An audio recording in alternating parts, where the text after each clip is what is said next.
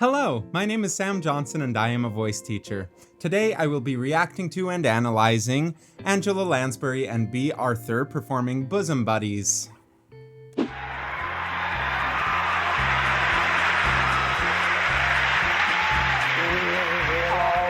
be bosom buddies, friends, sisters, and pals. We'll always be bosom buddies. If life should reject you, there's me to protect you. Okay, so first off, just how spoken B is. She just sounds like she's talking, but she happens to be on pitch, and it works so well. That's one of my favorite things that people are able to do, and a thing that I really like to teach most people that I work with, to at least mentally think of our spoken voice and our singing voice as the same instrument. So I think that's fantastic. I also love that they're both just being themselves because they're both iconic. They have just incredibly recognizable voices. And whenever you sing with another person, there is a tendency to listen to them, obviously, and kind of unconsciously match yourself to them to make it sound more, I don't know. I don't even know why it happens. It's just a thing that absolutely happens. But with them, I can still hear some real integrity of each other's voices. I say that your tongue is vicious. If I call you uncouth, it's simply that. Who else but a bosom buddy will sit down and tell you the truth? Though now and again I'm aware that my candid opinion may sting. So often my frank observation might scald. And with both of their spoken parts, also, it's very melodic. It's not, and though I'm a ba ba ba ba da ba da. And I think that just letting your spoken voice be a little bit more melodic is a really good way to help your singing voice. It's something that I have to remind myself all the time because I tend to not talk like this very often. And right now I'm exaggerating it, but the point still remains where I have a tendency when I'm talking, especially for a long time, to kind of get stuck in this kind of part of my range and I don't get very melodic. I have to remind myself to let myself be a lot more melodic. These women have absolutely no trouble with this. I've been meaning to tell you for years you should keep your hair natural, like mine. If I kept my hair natural like yours, I'd be bald. But, sweetie, we'll always be dear companions, my cronies, My mates. we'll always be harmonizing. Orphan Annie and Sandy, Like Amos and Andy. if I say that your sense of style's as far off as your youth, it's simply that. Who else but a bosom buddy will tell you the whole stinking truth? This song's great. Yeah, so the harmonizing part, it does seem like Angela kind of went more singy. There are moments that either of them kind of become more spoken or more singy, and it's this spectrum, but I think that everything in the voice is kind of this spectrum, and the more that we can allow anything in our voice to just be varying degrees of something rather than just all this or all this, it just gives us a lot more control. And it also makes it sound like a much more complete together piece when it's performed, because there are these parts where it needs to be more speak singy. And whenever you go into the more singy parts, because it is different but still sounds like the same voice, it just changes the tone. It changes how we perceive everything. So these singy parts have a lot more meaning because of their relation to the speaky parts. I feel it's my duty to tell you it's time to adjust to your age. You try to be peg of my heart when you're Lady Macbeth. Exactly. How old are you, Vera? The truth. How old do you think? Oh, I'd say somewhere between 40 and deaf.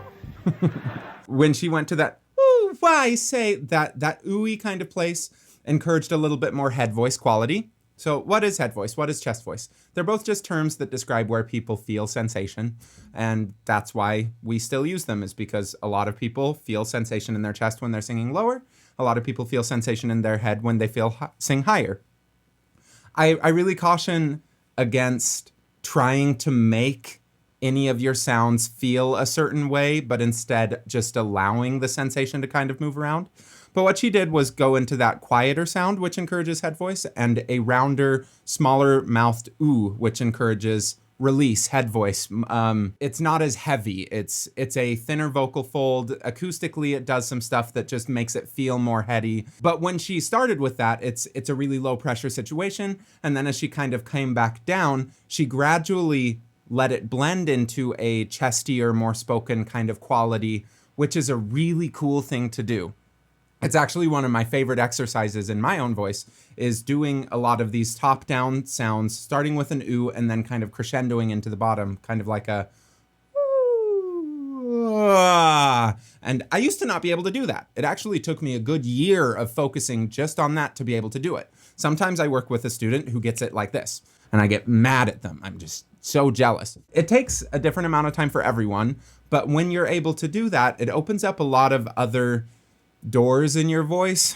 And Angela is just this breathtaking singer who is so expressive. We're only able to get to that expressivity because she is so secure in her instrument, and she's explored all of these different parts of her voice.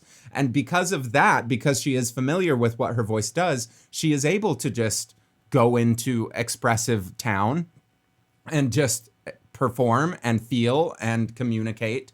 And that actually makes all of the choices about how much head voice or chest voice or whatever you want to call it is actually involved. The sensation moves around, but I don't think that she's like, okay, I'm going to put this up in my head and then I'm going to come back down into chest. It just happens. And I think that like, it's easy to look at that and be like, okay, so I hear it going into head voice, so I need to put it in head voice. I need to place it in head voice. It just makes you run into a lot of problems because I think that it becomes very binary of I need to be all in here or all in here, where even if you're not super familiar with your voice, I do think that there's a lot of value in just going into the communication part of things and seeing if it does let you find different parts of your voice that you might not have thought were possible by just controlling it and saying, I know what this feels like, therefore all singing should feel like this.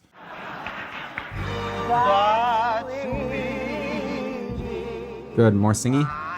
I'll always be Alice Douglas if you be Gertrude Stein. And though I'll admit I've dished you, I've gossiped and gloated, but I'm so devoted. Good, so B, I don't think she's gone higher than an A4.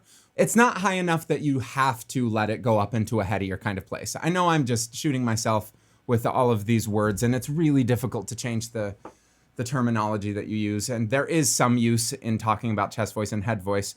But with what she's doing, she is keeping it in a more spoken kind of coordination. I see a lot of people do this when they try to hold on to a chestier sensation as they go higher. I'm convinced that she doesn't have to, that she would be able to mix up into her head a little bit more, and that it is kind of just a choice, but it does make some of the very top things sound a little bit shoutier. This is not a derogative thing. It just is. And humans shout sometimes, and it means something when humans shout. It's very emotive. So I think there is a lot of value in making that decision if you know that's the decision that you're making. And I'm sure that when she goes to some of the quieter stuff up at the top, she probably does feel it kind of turn over a little bit more, become a little bit headier, whatever you want to call it. And if I say that sex and guts made you into a star, remember that. Who else but a bosom body will tell you how rotten you are. So just listening to the quality of Angela on that same A, it's less shouty. And that's kind of the difference. Are either of them better? Absolutely not. Absolutely not. I like to actually teach my students to go back and forth between them on command because I think they're both really, really important. And I think that while I tend to prefer the Angela approach because I believe that it lets you have a lot more range up at the top and a lot more versatility and dynamics and stuff, the B. Arthur approach with this is perfect for what this is. And there are a lot of songs that is perfect for what it is. I think that there's a lot of people who think that there's just a right way to sing and a wrong way to sing. And if you're doing it this way, then it's wrong and it's bad for you and you're going to just break everything.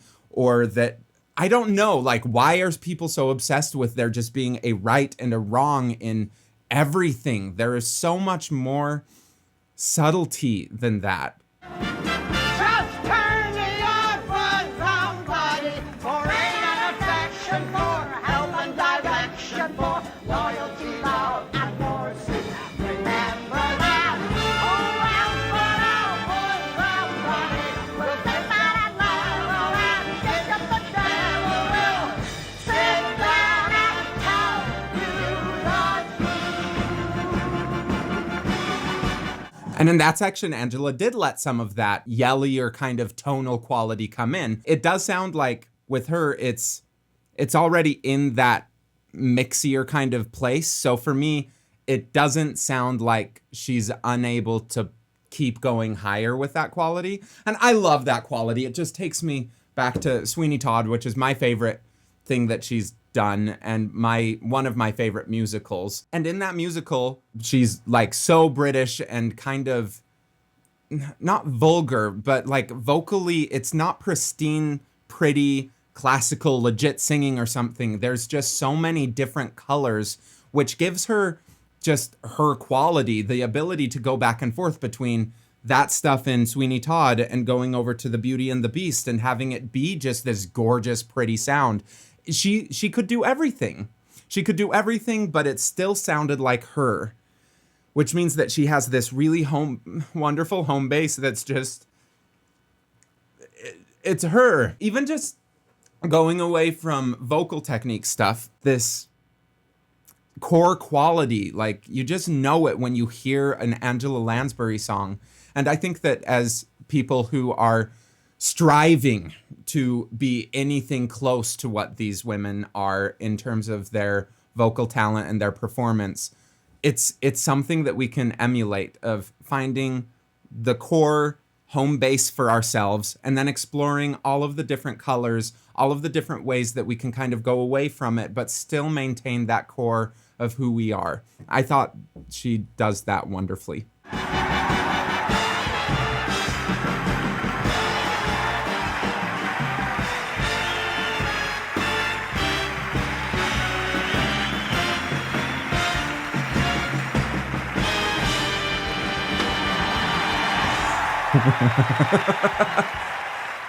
And the way they move, they just own the stage. They're wonderful, wonderful, wonderful talents. If you haven't listened to Sweeney Todd, go listen to Sweeney Todd. If you haven't watched Bedknobs and Broomsticks, go watch it. If you haven't somehow watched Beauty and the Beast, watch it. And just listen to how her voice has this just quality of herness across all of them and all of the different colors that are available. And then see if you can find some of those same qualities in your own voice. Thank you, Angela and B. Arthur, for being so wonderful and prolific. And thank you for watching. Please like, subscribe, leave a comment below, and yeah, let me know in the comments what your favorite moment from Angela's career is.